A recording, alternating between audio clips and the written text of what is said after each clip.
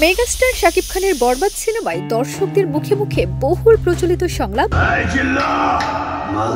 হ্যাঁ, সেই জিল্লু চরিত্রে অভিনয় করে দর্শকদের মন জয় করেছেন ওপার বাংলার অভিনেতা শ্যাম ভট্টাচার্য।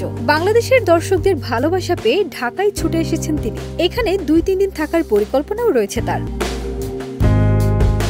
তবে এই সিনেমা ঘিরে জিল্লুকে নিয়ে বেশ আগ্রহ দেখা গেছে দর্শকদের মাঝে, আর তাতে বেশ আপ্লুত এই অভিনেতা। ঢাকায় পা রাখার পর বিভিন্ন সিনেমা হলে গিয়ে বরবাদ দেখেছেন তিনি। সেখান থেকে সাংবাদিকদের প্রশ্নের মুখেও পড়েছেন।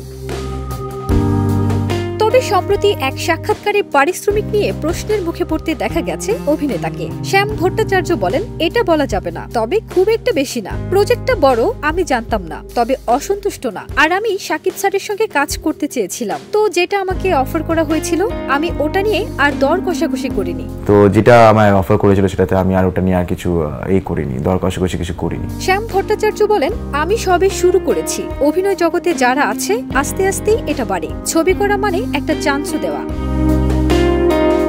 এই অভিনেতা আরো বলেন, এবার আমি বলতে পারি দর্শকদের কাজ আমার ভালো লেগেছে। আমি মানুষের ভালোবাসা পেয়েছি। একটা নতুন কাজে প্রডিউসারকে ভরসা দেয়া সেটাও আছে। সে ভরসা দেয়াটা এরকম ভাবে অর্জন করতে হয়।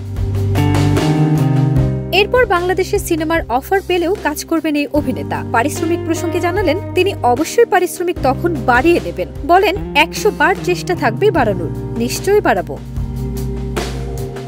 গত বছর শাকিব খানের তুফান সিনেমায় দুষ্ট কোকিল গানে নদীর বুকে চর, আমি কি তোর পর, আকাশ ভরা চাঁদের আলোয় বাঁধবো সুখের ঘর, এই 2 লাইনের অংশে অভিনয় করে ওপার বাংলার মানব সচদেব সাড়া ফেলে দিয়েছেন। পেয়েছেন দর্শকদের ভালোবাসাও। ফারজানা নিকিতা, দেশ রূপান্তর।